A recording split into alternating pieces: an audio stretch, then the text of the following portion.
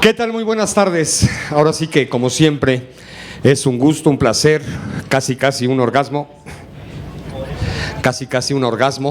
el participar en las ferias de Brigada Paralela en Libertad. Todos sabemos que evidentemente la lectura es ese maravilloso acto por la aventura, pero sobre todo y fundamentalmente por la libertad. El día de hoy, para no variar, hay cada 365 días las hojas amarillentas de los calendarios caen al suelo y de pronto se convierte cada 365 días en lo que denominamos como un año. Y para no variar y para desgracia de algunos, tal vez haya alguien que me esté repitiendo otras conferencias mías, pero vengo a platicarles una vez más de mi siguiente libro de historia, que precisamente se titula Los años heridos, que como algunos sabrán es la continuación cronológica de aquel proyecto que abracé hace nada más y nada menos que 3 décadas y media, o sea, hace 35 años, donde después de haber sido visitante asiduo del famoso Palacio Negro de Lecumberri, fui visitante asiduo debido a que mi padre fue preso político en 1974 y yo, a mis escasos 13 años, me convertí evidentemente en un visitante, y es entonces a partir de que empecé a pensar que existía la historia de los movimientos armados en Nicaragua, El Salvador, Guatemala, evidentemente la represión en Argentina, el golpe de Estado en Chile, evidentemente los Tupamaros en Uruguay, Brasil, pero no existía el registro, la memoria, los fantasmas en nuestro país. Y de ahí que abracé la causa de investigar lo que de alguna u otra forma he denominado como la llamada guerra sucia, guerra de baja intensidad, ya que entre el salud del señor y un pinche mosquito. Sí, me estaba quemando, me estaba picando en la nariz y pequeña nariz que tengo, que entonces imagínense todavía un piquete de mosco. Pero bueno, la gracia es que he denominado como la guerra de baja intensidad, que siempre he considerado que es el término académico correcto, ya que reducirlo a lo que es como guerra sucia sería como minimizar la enorme responsabilidad que en este caso el Estado mexicano tuvo para llevar a cabo la represión que estuvo compuesta por elementos como el asesinato, la desaparición forzada y evidentemente la tortura como método de interrogatorio favorito de los pinches moscos, de los tan canijos, carnal, de los de los cuerpos policíacos y del ejército mexicano. Y entonces desde entonces me aboqué a intentar rescatar de los sótanos de la negación del Estado mexicano esta historia, percatándome de que evidentemente incluso uno de los elementos claves de la guerra de baja intensidad es precisamente el control de la información. Negar que existió represión, negar que existieron desaparecidos políticos entre 1969, como dato curioso, siempre he dicho, hablamos y de pronto como que los argentinos y los chilenos capitalizaron el drama de la mal llamada guerra sucia, ¿no? Como si otras latitudes no hubiéramos tenido o padecido esas negras historias.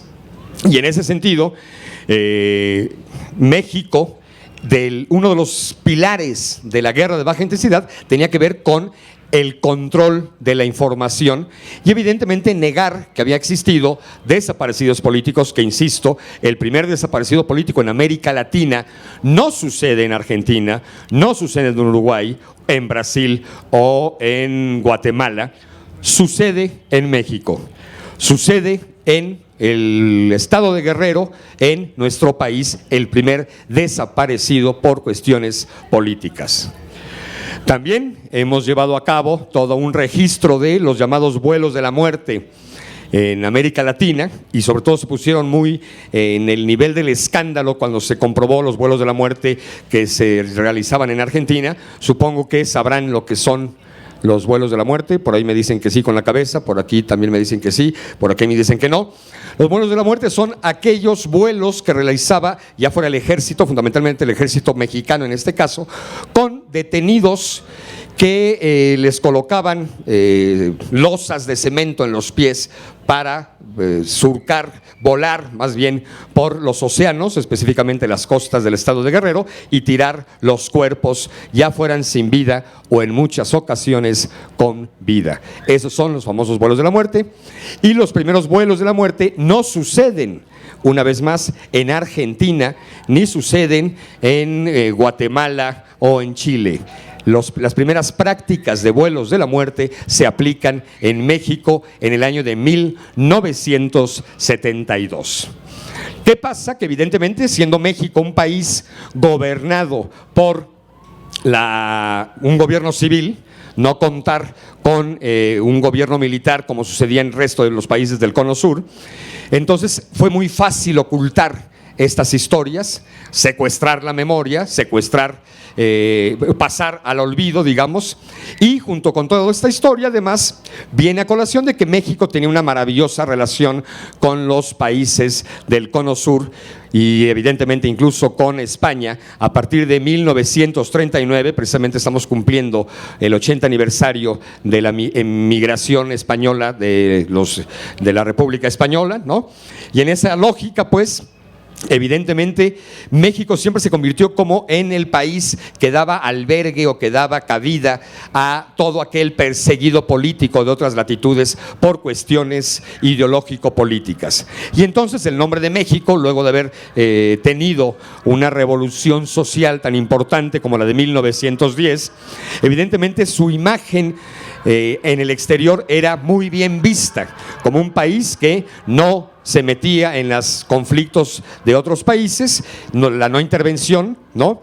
Y había recibido a los perseguidos del 39 con la República Española, con la Guerra Civil, y había recibido a los perseguidos a partir de la década de los 60 de Uruguay, Brasil, Honduras, Guatemala, evidentemente Chile y Argentina. Entonces, todo este escenario permitía la configuración perfecta para ocultar lo que había sido la llamada guerra de baja intensidad en nuestro país. Empresa que abracé, como ya mencioné, desde hace 3 décadas y media, 35 años, y que dio como origen la publicación de 3 libros de ficción, 20 de cobre, que es relatar la historia de mi familia en función de que mi padre opta por incorporarse a un grupo armado clandestino, y posteriormente Cementerio de Papel, que es una novela que tiene que ver con cómo Lecumberri se va a convertir primero en el espacio, en el inmueble del porfiriato que resguarda a los presos, no solamente a los presos políticos, sino a los presos de este país desde el año de 1900 hasta 1976, que es cuando el gobierno de Luis Echeverría Álvarez decide transformar Lecumberri y funda los diversos reclusorios en el resto de la Ciudad de México. Déjenme hacer una pausa que ya se me secó el hocico, por favor. Y en ese sentido, después Lecumberri se va a convertir en del 76 al 82 es un inmueble que se encuentra vacío, y a partir del 82 nada más y nada menos que viene a convertirse en la sede donde se va a resguardar la memoria de México, como ustedes bien saben, y se va a convertir en el Archivo General de la Nación. Esto sucede a partir del 82 y curiosamente 20 años después, en el 2002, el mismísimo Vicente Fox, curiosamente, manda a la apertura de los archivos de la extinta Policía Política, la Dirección Federal de Seguridad. Para aquellos jóvenes que todavía no sepan lo que era la Dirección Federal de Seguridad, era algo así como el FBI a la mexicana, el FBI de la CONASUPO, digamos, ¿no? Institución policíaca que funda Miguel Alemán en 1947 y que dura hasta el año de 1988 1985, cuando Miguel de la Madrid se ve obligado a desaparecer esta organización policíaca debido a sus nexos con el narcotráfico, que no era lo que es hoy en día, no había crecido el cáncer con esta magnitud tan aterrorizadora como lo tenemos hoy en día, pero que evidentemente ya existía. Y entonces se vio obligado a desaparecer a la DFS, pero en los años 50, 60 y 70, si te encontrabas con un güey de traje que te sacaba una charola que decía DFS, sabías que habías chingado a tu madre, porque tenía todo el poder de secuestrarte, torturarte con toda la impunidad, violando tus derechos humanos, pero con todo el respaldo del Estado, aunque esta fuera una policía extralegal o no legal o no constituida legalmente hablando. En esa lógica, pues, es como cuando Vicente Fox abre los archivos de la DFS en Lecumberri. Después de haber sido un visitante asiduo en el año de 1974 para ir a visitar a mi padre cuando estuvo preso en Lecumberri, a partir del año 2002 regreso a Lecumberri a visitar, ya no a mi padre preso, pero sí a todos los presos, incluido mi padre, como convertidos en papel, debido a que ahí se encontraban los archivos de la policía política. Y ahí se encontraban los nombres, entre otros, de mi padre, por ejemplo, ¿no? Y precisamente cuando camino de la actual Tapo a Lecumberri, porque en el 74 la Tapo todavía no era la central de autobuses Oriente, sino ahí se detenían los autobuses que veníamos de Puebla y ahí nos podíamos bajar para no ir hasta aquí al lado del Monumento a la Revolución Mexicana. Y yo caminaba, evidentemente venía yo de Puebla, en la Estrella Roja o en el ADO, ¿no? Soy poblano, y entonces nos bajábamos ahí en la actual Tapo y caminábamos, mi madre y yo, las 2 cuadras para llegar a Lecumberri y ver a mi padre preso. Y en el 2002 ya era la central de autobuses, la terminal de autobuses de Oriente, y en ese sentido, evidentemente ya caminé y me doy cuenta que estoy caminando las mismas cuadras, al igual en el 2002, al igual que en el 74, para reencontrarme de nueva cuenta con mi padre, pero ahora mi padre convertido en legajos de papel, y por eso decidí escribir una novela que se llama Cementerio de Papel, que fue llevada al cine en el año de 2006 bajo la dirección de Mario Hernández. Este es un periplo que he hecho para contar, ¿no? Y creo que ya me extendí un poco. Pero bueno, el tercer libro, que tiene que ver con los movimientos armados en México, que ese ya no es de ficción, ese ya es un libro de historia, que cuando me presentaba el estimado Oscar, es Memoria Roja, que es la historia de la guerrilla en México de 1943, con el primer levantamiento jaramillista, hasta el año de 1968, evidentemente con el movimiento estudiantil de aquel mal recordado año. Y desde hace 9 años le prometí a la editorial Planeta que íbamos a publicar la continuación de Memoria Roja, o sea, la historia de la guerrilla en México evidentemente de 1969, y pretendía yo cortar la historia en 1979, la historia narrativa, porque han de saber que evidentemente pertenezco, digamos, a la corriente o a la asignatura de que hay que escribir la historia convirtiendo a los personajes en fantasmas y no en cadáveres, porque si escribes historia narrativa convirtiendo a los personajes históricos en fantasmas, estos vienen en el presente y te asustan, en cambio los cadáveres no. Nadie le tiene miedo a los pinches muertos. En cambio, ¿quién le tiene miedo a las estatuas, ¿no? O a los nombres de calles? En cambio, a los fantasmas todo el mundo nos cagamos, ¿no? Desde chiquitos, cuando nos decían ahí viene el coco, nos asustábamos. Hoy en día, como adultos, cualquier tipo de historia de fantasmas también nos conmueve, nos pone a temblar. Y entonces le apuesto a la historia construida con personajes fantasmales, a la historia narrativa, que es así como escribí Memoria Roja. Y Los Años Heridos pretendía acabarla en el año de 1979, que sería un poco cuando concluye. Carnales, perdón, pero se interrumpen. Gracias. Es como un pajarito que te está hablando de este lado y dices, ay, cabrón. Y entonces decía yo, Llegar hasta el 79 me percaté que no era factible, había que extenderlo, la escritura narrativa, hasta el 85, que es cuando, entre otras cosas, se lleva a cabo el secuestro de Arnoldo Córdoba, ¿no? Hay otra serie de situaciones, e incluso llego hasta el 92 con el asesinato de los 2 guardias de la jornada. Recordarán aquel episodio totalmente absurdo de que el Procup PDLP, Partido de los Pobres, intenta dejar en las oficinas de la jornada, que estaba precisamente aquí por el centro, un comunicado, y los guardias ya tenían la orden de la dirección de no recibir ese tipo de comunicados de la guerrilla. Intentan devolver los guardias el documento, el contingente de resguardo de la guerrilla cree que los policías van a detener al compañero mensajero, desenfundan y disparan en contra de los 2 guardias de la jornada. ¿Sí se acuerdan de aquel hecho histórico? O estoy contándose algo que no se sabían, pero bueno, la gracia es que 92 hay una situación ahí, ¿no? Y evidentemente llego hasta la mención de la aparición del actual Ejército Zapatista de Liberación Nacional, cuyo origen son las Fuerzas de Liberación Nacional, las FLN, el grupo en el cual precisamente participó mi padre como militante en activo, y hasta el 96.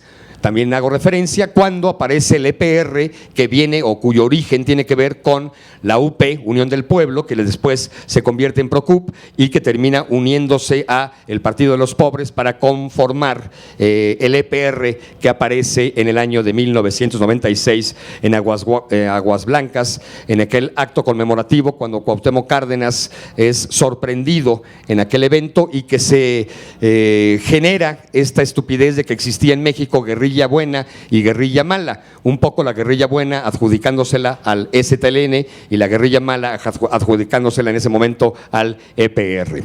Pero bueno, la gracia es que llevaba yo 9 pinches años de atraso con mi editorial para entregarles el original de los llamados Años Heridos, que insisto, es la continuación de la historia de la guerrilla en México del 69 al 85, y que por fortuna el lunes pasado lo entregué y hay el compromiso de Editorial Planeta de que a partir de agosto se va a encontrar visibilizado en las librerías, en las ferias, y que al fin, chingao, después de 9 años de preguntarme, ¿y para cuándo los Años Heridos? Y yo, pronto, pronto, y cada pronto se iba convirtiendo en una pinche piedra como la del Pípila sobre mi espalda, ¿no? Y no podía yo cumplir. Y fue un libro que evidentemente me costó un huevo y la mitad del otro, tal vez por eso nada más tengo una hija de 7 años, ¿no? En el sentido de que fue un libro con una complicación narrativa y de estructura muy cabrona. Imagínense contar el año de la primera quincena de enero de 1972 y la primera semana de febrero de 1972, donde de pronto el grupo de Diego Lucero y de chingao, se me va a olvidar el nombre de uno de los primeros ideólogos fundadores de la Liga Comunista, Raúl Ramos Zavala, no se me olvidó, que bueno, pinche primo Alzheimer, soy Fritz Glockner y tengo un primo Alzheimer y a veces el ojete me contagia sus pendejadas, no se me olvidó.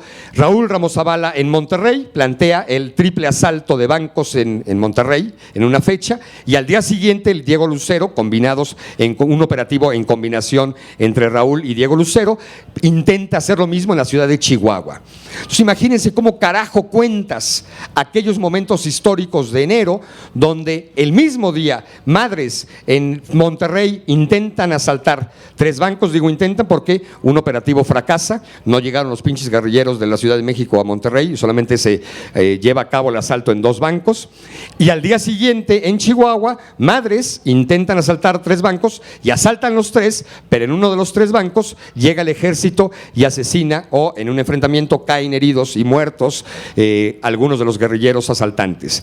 Y al mismo tiempo, a la semana, en un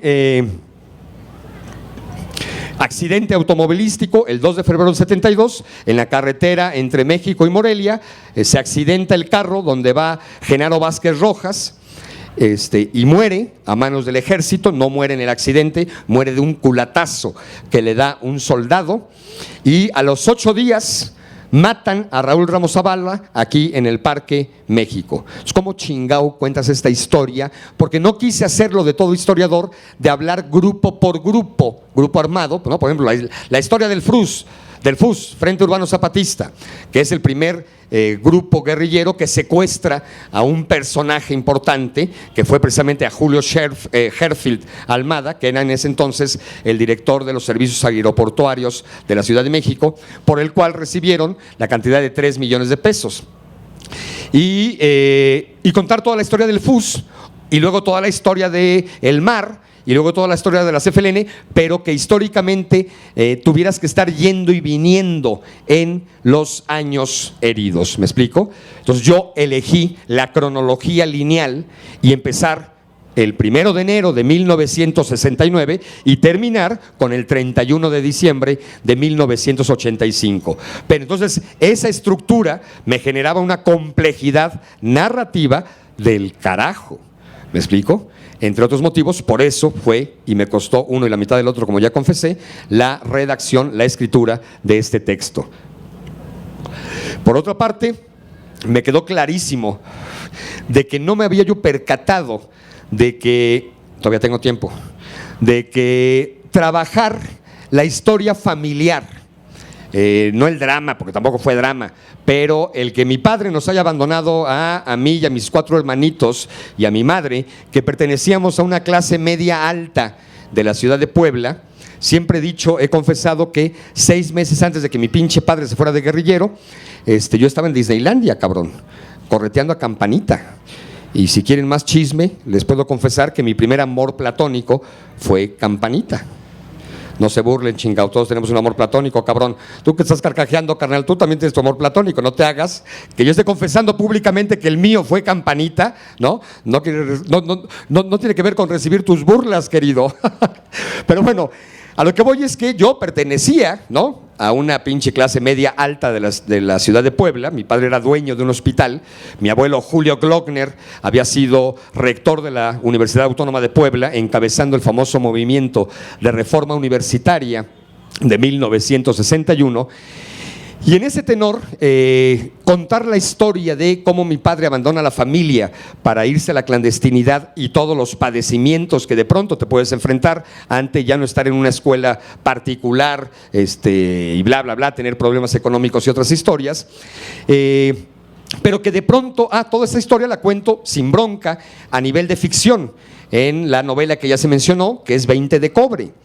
Pero enfrentar la historia de tu padre, su caída, su detención, su tortura, su reclutamiento en Lecumberri y a los 2 años 3 meses su asesinato, no me había percatado que históricamente me iba a costar un huevo y 3/4 partes del otro.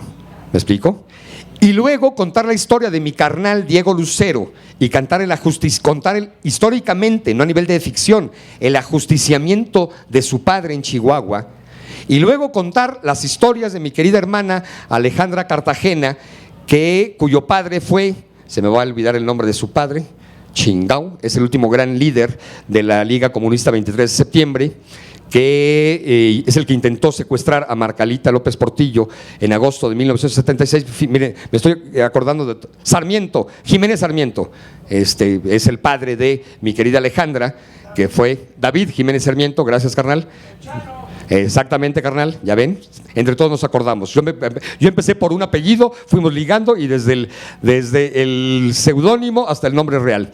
Y su madre, que también fue desaparecida política en enero de 1978. Entonces, ¿cómo contar las tragedias, no solamente de mi familia, sino de mis hermanos políticos y de compañeros?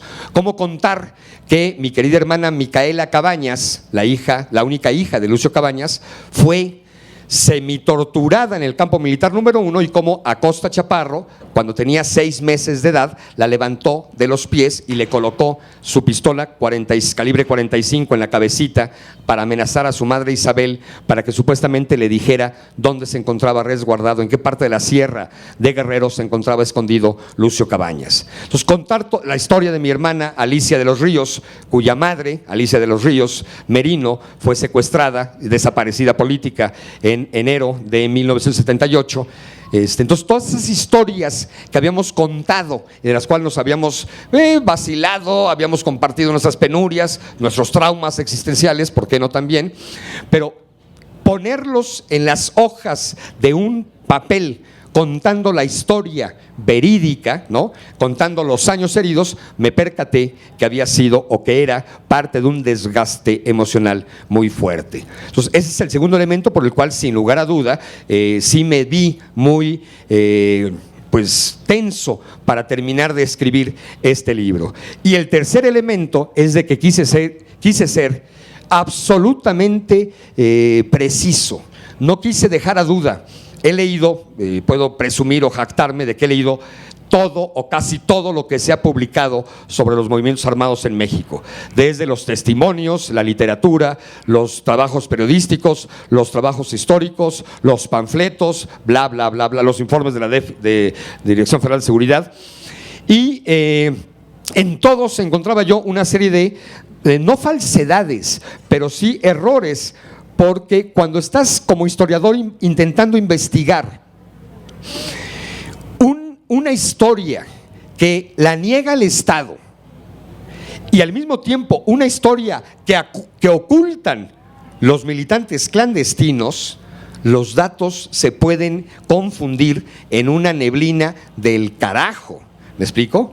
Entonces, el dato que te puede dar cuando tú entrevistas a un exguerrillero, pues no me puedo quedar con su versión, porque también la memoria es maravillosamente traidora, o la memoria es la mejor narración o la mejor narrativa de ficción que te estás inventando a ti mismo de lo que te pasó. ¿Me explico? Y cómo creerle, a final de cuentas, por ejemplo, a los archivos, a los documentos, a los informes de la Dirección Federal de Seguridad, si son documentos policíacos. No son archivos históricos. En el 2002, cuando Vicente Fox abre los archivos de la DFS, todo el mundo dijo: aquí está la neta del planeta. Y yo a todos les decía: aguas, esa no es la verdad histórica, es la verdad policíaca.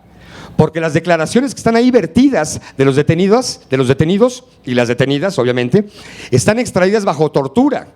Y cuando tienes unos cables en los huevos y le suben a los voltios y tu pinche cuerpo se está convulsionando, evidentemente, si te preguntan, ¿eres Superman, Supergirl o Supercan? Les dices que eres los tres juntos más Tarzán. ¿Me explico? Para que le bajen a los voltios, güey.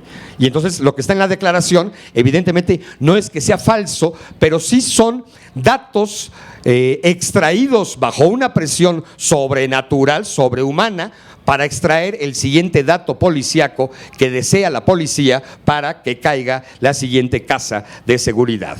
Entonces, es una historia muy complicada, y los errores que ha habido en otros textos o en otros libros sobre el tema, repito, no es que sean intencionales, pero hay que estar metidos en el submundo y conformar y confrontar todas las versiones, todos los ángulos, todos los rincones, para llegar a la mayor verosimilitud posible.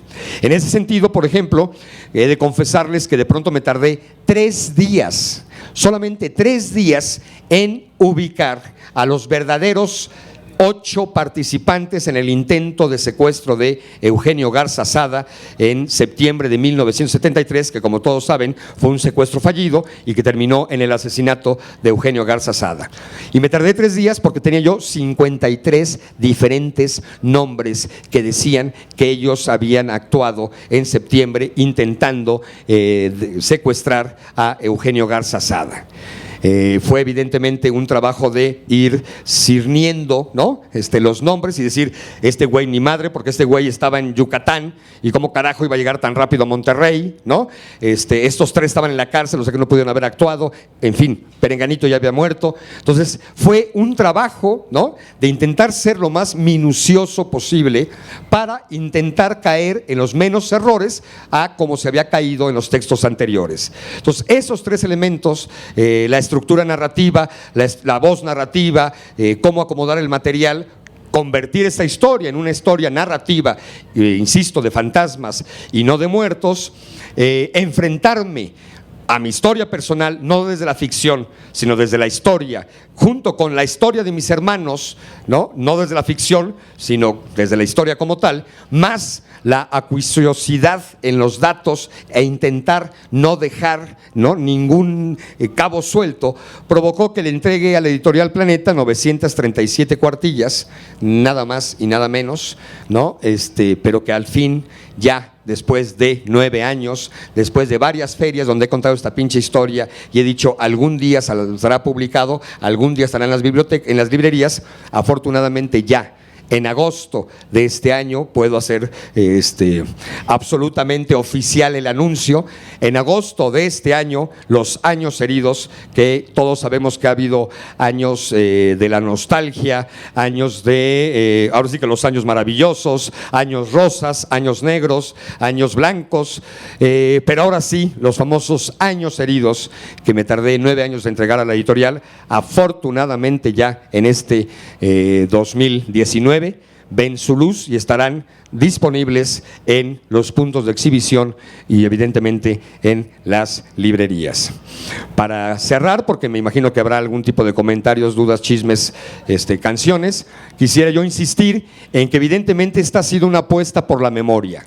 Esta ha sido una apuesta por intentar evitar que el olvido se convierta en la llave maestra que utilizaba la estrategia llamada de guerra de baja intensidad para convertir en amnesia a la sociedad mexicana y plantear que la lucha con causa, sin causa, como seres aventureros o como locos, pero que en este país más o menos murieron o fueron secuestrados o desaparecidos entre 1969 y 1978, 5,000 mexicanos. Me podrán decir que es una cifra menor tomando en cuenta los escandalosos datos de la delincuencia organizada de nuestros días, pero creo que hay diferencias en los motivos de las luchas, evidentemente, y tampoco se trata de una competición numérica en comparación con los 25,000 desaparecidos y asesinados del régimen de Pinochet o los 18,000 o 23,000 desaparecidos y asesinados por la dictadura argentina. Pero estamos hablando de 5,000 desaparecidos y asesinados en México entre el 69 y el 78, bajo un régimen que estaba gobernado no por fuerzas militares, sino por gobiernos civiles. Por lo tanto, les agradezco, muchas gracias, y creo que la apuesta es por la utopía, por la rebeldía y sobre todo por la memoria y sus sueños. Gracias. Gracias, Fritz. Un aplauso muy grande. De veras, muchas gracias por esta charla que te la echaste solito. Estaba dudando si subirme a acompañarte, pero fuiste... muchos compañeros van a querer decir cosas. Vámonos formando aquí. El compañero primero, procuremos ser breves. Sé que muchos tenemos cosas que decir y preguntar. Yo me quedé con muchas preguntas y dudas, pero solo las haré si hay tiempo, después de que los compañeros que saben más, aquí saben siempre mucho. Es el problema de esta feria. Entonces le doy la palabra. Carnal, no es la primera vez que participo y ya sé que los bombardeos se pone chingón. Sí, buenas tardes. Voy a tratar de ser lo más breve posible de un tema que sigue siendo tan complejo y tan difícil de rastrear en términos de su objetividad. Porque los que vivieron aquellas décadas deben de saber que era difícil saber quién era quién en un momento determinado y hasta dónde llegaba su participación y de qué lado era su participación. Eso provocaba una gran confusión y una gran dispersión de la información. Primera pregunta. Perdón. Sí. En el texto no quise meter ni un pinche seudónimo. Jiménez Sarmiento no es Chano, es Jiménez Sarmiento. Okay. ¿Me explico? Porque esto de leer un texto donde colocaban los seudónimos, si es un libro de historia, que sea el nombre chingado. Sí. ¿No? Bueno, el primer comentario es sobre los términos de guerra secreta, guerra sucia o guerra de baja intensidad. Yo recuerdo que en aquellas décadas el primer término que se empleó en la prensa para describir lo que estaba pasando con la aparición del movimiento armado, con los diferentes grupos y núcleos que empezaron a irrumpir en la realidad nacional, fue la guerra secreta. Y esto fue como una respuesta precisamente a que el Estado, tanto a través de sus periódicos como los noticieros de cobertura nacional, negaban total y absolutamente que estuviera sucediendo algo. Repetían en forma obsesiva y continua que en México no sucedía nada, que no había violencia, que no había lucha armada, que vivíamos todos en santa paz y en santa armonía. Esa era la postura oficial y la sostuvieron cerca de 2 décadas eso, en la primera parte con el nombre de guerra secreta y después como una influencia de ciertos periodistas sudamericanos, sobre todo argentinos, es decir, es un argentinazo, se empezó a emplear el término guerra sucia. Y los periodistas mexicanos les pareció que era correcto adoptar el argentinazo, que en realidad surge de los periodistas argentinos este término. Y después lo de la guerra de baja intensidad, mi comentario, es que este es un término que se entremezcla con ciertos conceptos militaristas, que tiene implicaciones con las experiencias de la guerra de Vietnam, en donde se hablaba precisamente de la guerra de baja intensidad, de la guerra popular revolucionaria, etcétera, etcétera, ¿no? Y que ciertas corrientes maoístas después traen a América y empiezan a emplear este término para los grupos que sostenían formas de participación político-militar continua y prolongada.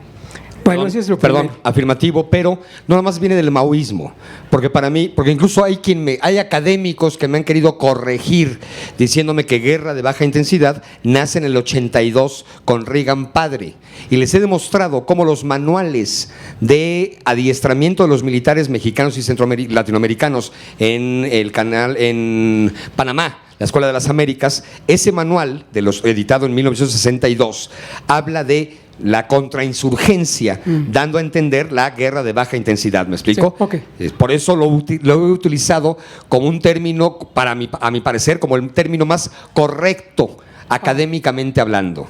Sí, sin embargo, este término de guerra de baja intensidad no se populariza tan rápido en toda América. La Junta Coordinadora Guerrillera, que era una organización que pretendía aglutinar a todos los grupos guerrilleros de América y solamente logró la incorporación, por ejemplo, del MIR, del PRT-ERP, de Tupamaros, de otros grupos que habían surgido en aquella época, nunca logró impactar en México a los grupos que aparecieron. Incluso la Liga Comunista 23 de septiembre, cuando llegan algunos enviados de la Junta Coordinadora Guerrillera, los trata con cierto desdén y nunca abre precisamente el diálogo con ellos para incorporarse a la posibilidad de la integración de una organización político-militar de alcances continentales. Gran error. Una precisión sobre la cuestión de la Dirección Federal de Seguridad. Ciertamente esta organización dirigió toda la política de contrainsurgencia en México. Sin embargo, para precisar quiénes fueron realmente los asesinos, quiénes fueron realmente los represores, habría que ubicar a un núcleo dentro de la DFS que fue el encargado precisamente de realizar los crímenes más espantosos y repulsivos, la llamada Brigada Blanca. ¿Sí? No, aquí todos, carnal, no, ninguno de ustedes, no mames. Perdón, pero aquí si yo meto cuchara a toda la organización, sí. Digo, podrías decir Fernando Gutiérrez Barrios, Miguel Nazararo, José Tanús, bla, bla, no, carnal, digo, yo creo que la organización como tal, y más que contrainsurgente, porque la DFS no nada más actuó en contra de los grupos armados, actuó en el movimiento del 68, actuó en la represión del 71, actuó en el movimiento de Puebla, o sea, no, bueno, actuaba en todo aquel brote de protesta en contra de la estabilidad de México, sí, ¿no? Por eso trato de diferenciar. La DFS es la estructura oficial, normativa. Sin embargo, los operativos, los especializados en la tortura, en la represión, en el crimen, eran los conocidos como Brigada Blanca, aunque habría que responsabilizar a todos. La Brigada Blanca nace en el 76, carnal. Sí. Y la DFS nace en el 47. La historia de represión ya venía desde antes de la Brigada Blanca. Ahora, que como cuerpo especializado, la Brigada Blanca incorpora a militares, judiciales y miembros de la DFS y de la Policía Secreta es otra cosa. Okay. Y que se vio absolutamente violenta a partir del 76. Por cierto, y curiosamente, el que comprueba la existencia, se van a cagar. El que comprueba la existencia de la Brigada Blanca ante la negativa del gobierno mexicano de que existía este cuerpo paramilitar dentro de la DFS, curiosamente es Carlos Marín. Se cagaron, ¿verdad? En un reportaje en la revista Proceso, en noviembre de 1982, Carlitos Marín, a quien hay que mentarle la madre más de una ocasión por su actual participación periodística, y lo digo públicamente, así me vaya a ver el famoso, porque es poblano además, ¿no? Quería andar con mi tía Minerva, el muy güey, pero bueno, la gracia, ya dejo de contar chismes familiares. La gracia es que Carlos Marín tiene los huevitos en el 82 de robarse del escritorio de Miguel Nazar Haro el directorio telefónico que permite la comprobación en un reportaje publicado en noviembre del 82, que permite la comprobación de la existencia de la Brigada Blanca, de la cual tanto se hablaba y que el gobierno mexicano negaba. Me contaba Vicente Leñero que tuvieron que esconder durante 3 meses en diferentes casas a Carlos Marín, porque evidentemente sabían que lo podían desaparecer o asesinar por haber publicado aquel reportaje, y eso dio pie históricamente para que se conociera y se comprobara la existencia de este cuerpo paramilitar denominado Brigada Blanca. Pero perdón, repito, sí, nace en el 76, carnal, sí, y la represión viene desde el 47, carnal. Sí, lo entiendo. Nada más quiero hacer esa connotación, o sea, lo entiendo y yo creo que tienes razón, no lo estoy contradiciendo, estoy reafirmando nada más un hecho donde hay que destacar a un grupo más especializado dentro del grupo represor, ¿sí? Lo otro, alguna vez en una reunión, le llamaban ellos conversatorio, en un museo que está aquí cerquita del Templo Mayor, que fue convocado por unos argentinos, yo les comentaba que tenía no mucho, que la revista Proceso había publicado un artículo donde decía que en el 2 de octubre, dentro de la gente que se vio disparando hacia la plaza y que portaban un guante blanco, había un grupo de argentinos. Es decir, esto lo ligo con lo que tú mencionabas, que si sabíamos que eran los vuelos de la muerte. Es decir, los argentinos no solamente vinieron a aprender aquí que eran los vuelos de la muerte, además vinieron a conocer todas las formas de represión, brutalidad y abuso que se podía emprender en contra del movimiento popular, en contra del movimiento obrero o estudiantil, porque estos argentinos disparaban sobre la gente que se encontraba en la plaza de Tlatelolco. Y después esos mismos argentinos, decía el artículo, rastreando cuál fue su última visibilidad política, se les registró en Argentina fundando la AAA, la Alianza Anticomunista Argentina. Es decir, ellos vinieron a México a aprender cómo reprimir, cómo matar, cómo eliminar a sus adversarios, y van y reproducen este esquema en Argentina y fundan una de las organizaciones más siniestras de América, que fue la AAA precisamente. Ese fue con respecto a los argentinos. Otra cuestión que me interesa tal vez precisar, yo pienso que los fundadores del movimiento comunista 23 de septiembre, ciertamente uno de ellos fue Raúl Ramos Zavala, que era una de las voces más coherentes dentro de la Liga, porque él era… No llegó a ver la Liga constituida. ¿No? Raúl y Diego Lucero son los primeros que convocan a la posibilidad de unión de los dispersos grupos que empiezan a nacer, sobre todo, y que se activan después del 10 de junio de 1971, aunque ya antes existían algunas expresiones armadas, ¿no? Como en el caso de los lacandones. Pero tanto Raúl como Diego son los primeros que intentan generar que estos primeros núcleos se unifiquen, y evidentemente no lo ven ninguno de los dos, y termina siendo el gran fundador Oseas, ¿no? Ignacio Arturo Salas Obregón. Así es. Ok. Sí, Raúl Ramos Zavala procedía de las Juventudes Comunistas. Esto de alguna forma lo diferenciaba del origen de Oseas, de Ignacio Arturo Salas Obregón, el cual, hasta donde se sabe, procedía de un círculo de estudios de la democracia cristiana fundado en el TEC de Monterrey. O sea, la formación de ambos era diferente, y eso de alguna forma… carnal, ¿quieres contarles mi libro o qué chingao? ¿Perdón? ¿Veniste a contar mi libro o qué? No, ahí muere. Bueno, nada más quería precisar… Dijiste que ibas a ser breve, carnal, y el señor lleva rato esperando.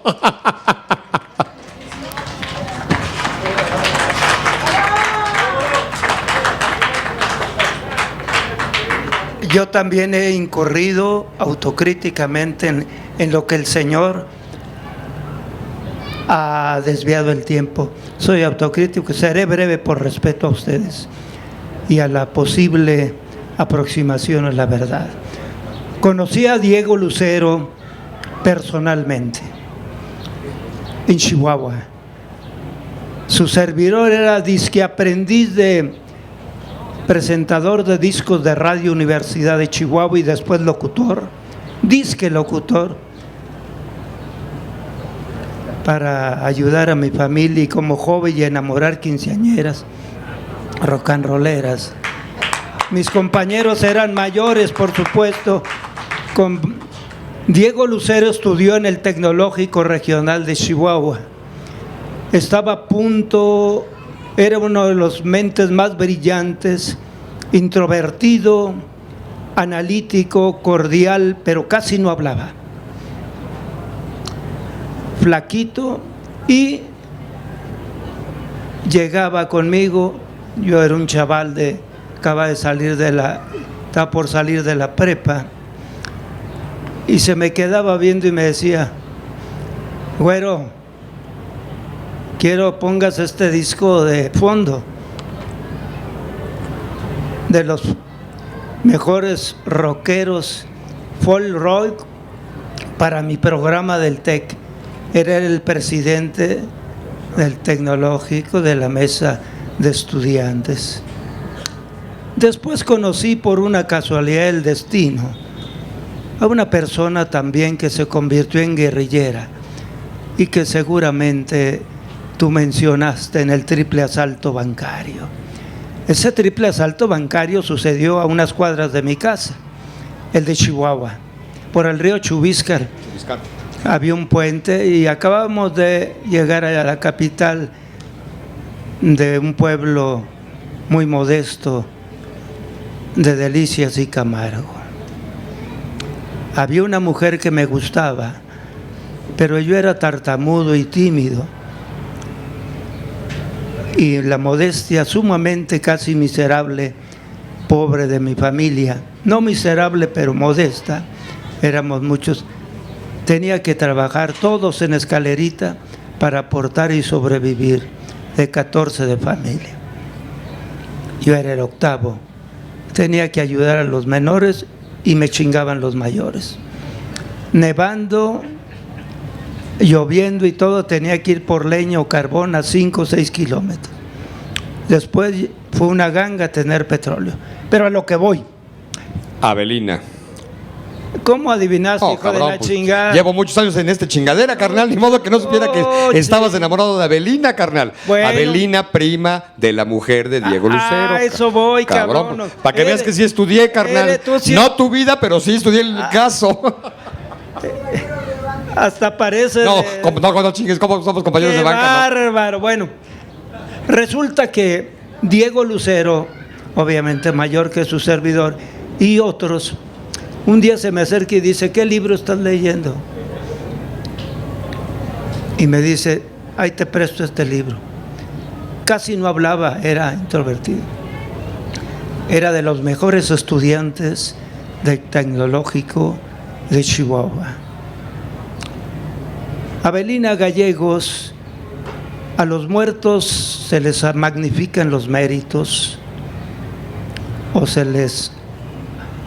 a los fantasmas se les aumentan las sábanas, como dices tú.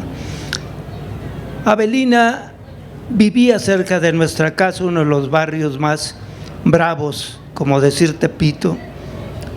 Alguien conoce Chihuahua, sabrá dónde era la colonia Santo Niño y la Industrial. Como decir Tepito, y yo supongo que la Lagunilla o la Morelos, por decir algo. Había un pique tremendo. Muertos, heridos, estudiantes de Juárez y otros mayores, riñas. Tu libro es importante porque rescata la memoria, no como una crónica de magnificar y aumentar méritos, sino valorar la conducta humana de aquellos que algún día pretendimos transformar el mundo, o quisimos arriesgarnos a querer transformar por múltiples modos. Diego Lucero y otros que eran afines, Arturo Gámez, y maestros y amigos mayores de mis hermanos los mayores, maestros de la Normal, de donde salió Gámez a la guerrilla de Madera. Gámez vivía unas cuadras también. Y todos los maestros jóvenes egresados murieron en Madera. Y los de mi edad, mayorcitos o un poco casi, murieron. Eran del barrio. Alguna vez uno de ellos me dijo: ¿estás leyendo el Manifiesto Comunista? Acabas de salir de la secundaria, ¿qué chingados vas a saber? Y le dice otro: no lo está leyendo, pendejo, ya lo leyó. Y Diego lo está comentando. Mientras pone los discos, y él, dicen que yo tampoco no era más feo, pero no tanto. Y Diego era medio bien parecido, delgado, muy serio. Y otros mayores. Las quinceañeras andábamos tras ellas, pero a través de los programas de radio, música clásica y rock. Había en Diego Lucero y gente de Gámez y del profesor, del doctor Gómez, otro de los líderes de Madera, también que conocí personalmente. Avelina Gallegos venía de una familia disfuncional. Su madre, al parecer, era prostituta de Juárez, al parecer, como dicen los abogados, y su padre alcohólico, etcétera. Pero ella, no cuentes tantos detalles, carnal, sí, que en mi libro no los cuento. Bueno, pero ella no se dio cuenta que me gustaba, pero era tartamudo y pendejo su servidor, más de lo que soy. Se dio cuenta, y había un libro de Marta, introducción, Marta Hanecker. Sí, qué hueva. Todos lo leímos, ¿no? Toda huevo. Y el otro de Paul, el de Economía Política, un librito. ¿El Niquitín? El de Introducción al Marxismo Elemental. Y me di cuenta de Avelina. Su verdadero nombre era Avelina Gallegos. Y que no era muy brillante en su análisis. Pero la agarró la sociedad. Yo estaba por entrar a la sociedad de los nachos, de estudiante, una sociedad de análisis de izquierda. Todos se creían herederos del Che Guevara, nos creíamos. Otros bien parecidos, era igualito a Lenin y todos, al Che Guevara y todo. Pues uno de ellos la enamoró, la hicieron. No, pero no era guapo el pinche Chelis, si no es guapo ahorita menos no jodas. Pero bueno, a eso voy, termino con la pregunta. Iba y me consultaba que no le entendía, batallaba para comprender ciertas cosas de las materias, era mayor que yo 3 años. El Chelis te preguntaba. Sí, siempre ha sido medio pendejón. Avelina. Y noté que batallaba en cierta capacidad de comprensión. Iba a mi modestísimo lugar donde estábamos hacinados, después de la familia. Y espero, mi madre se preocupaba por estudiar, que estudiáramos. Y le gustaba ir 2, 3 veces a la semana. Y yo creo iba por otros mayores, sabrá Dios. Y un día llega, me sorprende, Diego Lucero era tan estricto. Llegó a su humilde casa, ¿conoces Chihuahua? La calle Escudero y 27, cerca de la escuela Eloy Ceballina. No con esa precisión. Cerca del monumento a la División del Norte. No, carnal, soy de Puebla y si te pongo, te donde digo, está Pancho Villa, el monumento a Pancho. Eso sí, allá va, sí, chingado, ¿no? Que conoces la calle, esquina, no mames. Eso todo el mundo lo conoce. A Pancho Villa, a huevo. A huevo. Y total, que llegue y me dice, oye, ponme este disco, es un programa especial de aniversario. Y no permitía más que él y otro y su servidor su programa del tecnológico. Noté algo raro, de más pasión, más. No le pregunté porque era muy inteligente y dije, no, pues quién sabe.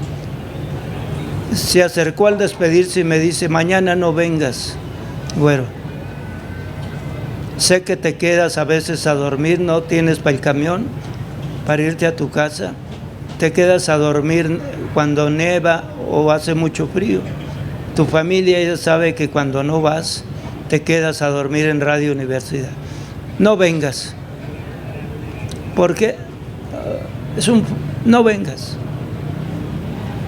En la madrugada tomaron Radio Universidad. Lo demás es parte de la historia.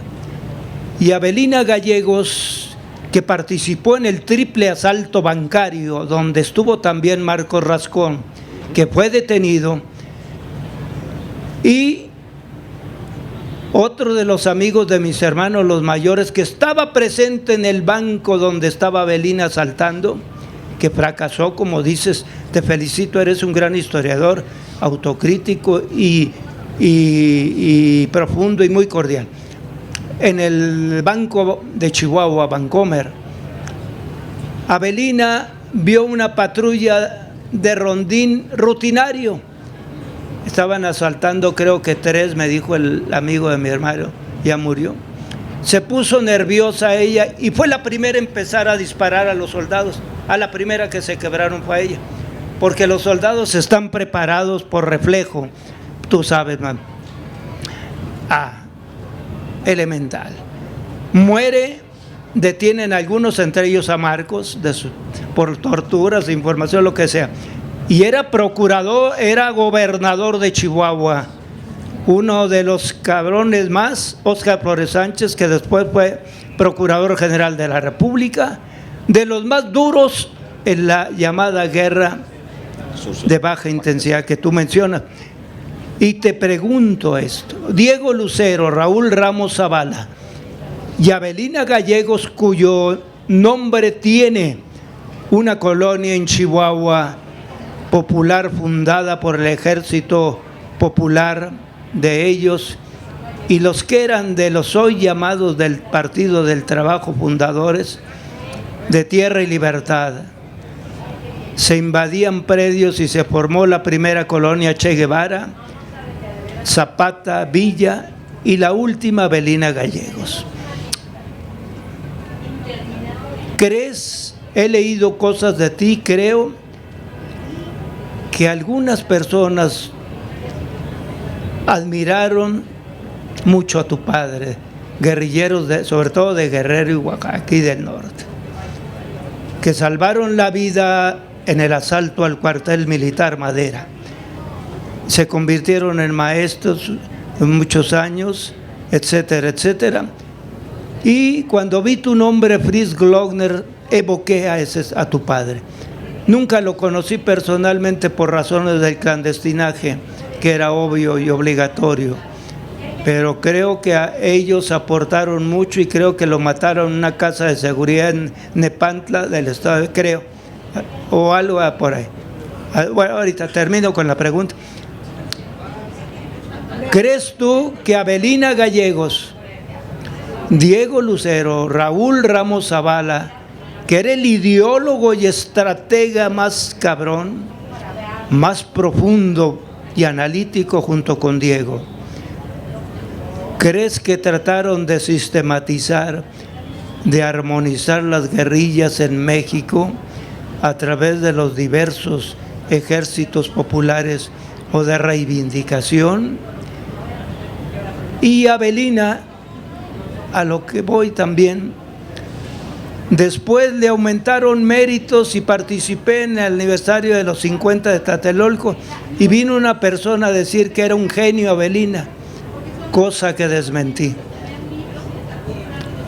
No debe hablar uno mal de los muertos, pero tampoco, como dices tú, los fantasmas, los muertos nadie les tiene miedo, pero los fantasmas, magnificarlos y convertirlos en símbolos de algo de lo que quizás están en el purgatorio, pero no participaron con la que se verdaderamente aportaron, pero sí se aportó mucho su vida, que no cualesquiera. Entonces, te felicito mucho porque esa evocación y crónica nos ayuda a reflexionar sobre la violencia actual y prevenir, reflexionar y analizar que la educación es, y el método de estudio, así sea elemental en primaria, secundaria. Por eso discrepo de Esteban Moctezuma y de Andrés Manuel, que dice... Pero no entremos por ese hoyo, por esa arteria que han dado las 8 y quedamos en ser precisos, concisos y breves. Y presumías de tartamudo y no te lo notamos, carnal. Te felicito y ojalá tu propuesta nos haga analizar, gozar de la autocrítica. Te lo agradezco mucho. Muchas gracias. Son las 8 de la noche, he consumido mi tiempo. Bastaría con decirles y plantearles, hay un lugar común. Siempre se dice que aquel pueblo que no conoce su historia está condenado a repetirla. Me da mucha hueva esa frase. Yo creo que aquel pueblo que no tiene memoria está condenado a que sus pesadillas continúen en los sueños, y eso está muy cabrón. Gracias, buenas noches.